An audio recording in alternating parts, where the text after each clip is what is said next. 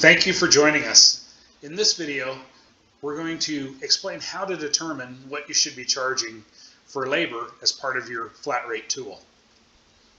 In addition to this flat rate tool, you're going to need to be using some type of accounting software within your company that allows you to generate profit and loss and standard expense reports. You'll have to draw from those reports for some of this information. On a side note, it's important to know that most companies are charging labor based on what their competitors charge. And that doesn't make a lot of sense. Your competitors don't have the same bills that you have. Their overhead and operating costs are different than yours. And it's important that your labor costs are structured to match the cost of your company plus profits. This quick formula in 9 simple steps will help you determine your street labor rate. So, step number 1, estimated hours available for billing in a service year. A good rule of thumb is about 2,000 hours per service employee. Those are technicians that you put out in the field. We actually use a slightly lower number than that. There's actually 2,080 working hours in a year. But all of our guys get at least 80 hours for holiday and vacation. Plus, we always do at least 40 to 80 hours worth of training. So that takes away from the total time that's available. Most of our guys have been with us for quite some time, and they're up in higher tiers for vacation, where they're getting 80 or 120 hours a year in vacation, in addition to the holiday pay and the vacation, holiday pay, and training hours. So with that in mind, that reduces the total available billing hours. But with that said, you can start by using 2,000 as a rough estimate per employee, and it'll get you close. The next thing you want to do is you want to take the average wage for all of your technicians. That's easy to do. Just take their hourly wage, add them all up, and divide it by the number of employees. We've gone ahead and put $25 here as an example. Next to that, you'll see another piece of information that'll need to be completed.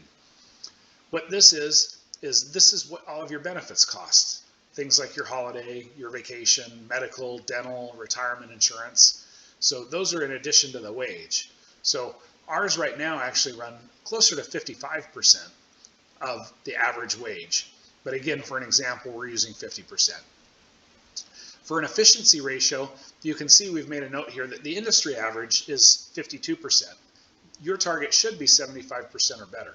We've worked really hard to get above 80%. And an easy way for you to determine what your efficiency ratio is look at how much you've paid your employees in the form of hours over the last year compared to what you've billed your customers. You'll see that the amount you've billed your customers is surprisingly less than the hours your employees have billed you. And that's where you're going to get that efficiency ratio. Do keep in mind, you only want to look at the hours from your techs that are out in the field. We're not counting office staff or anything else like that here. Those figures there will give you an effective wage. Essentially, they're taking the hourly wage, plus the benefits, and then factoring in the efficiency.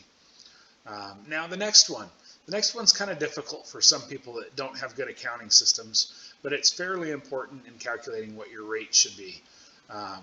It's just a key performance indicator. There's a lot of key performance indicators in companies. This one though is real simple. If you look at your total labor billed and you divide that by your total sales, that should give you a percentage. Ours is typically close to 24 to 26%, and it doesn't change a lot. That average stays pretty close year after year, day after day, month after month. Those numbers will help you calculate what your base street labor rate should be. And in this case, we've come up with $128. Now, I recommend that you offer service agreements and that you offer a discount for service agreements. We use about 20%, so that's accurate for step 6. In step 7, we actually have a higher conversion rate. And by conversion rate, what I'm talking about is when we go out to customers that we don't already have a relationship or a service agreement with, and we offer them our preventive maintenance programs, how many of those customers are accepting the maintenance programs? If you start with a small goal and slowly work your way up as you build your preventive maintenance program, you should be able to get to 50% or better. We are well over 50%. For this example, I've set it at 20%.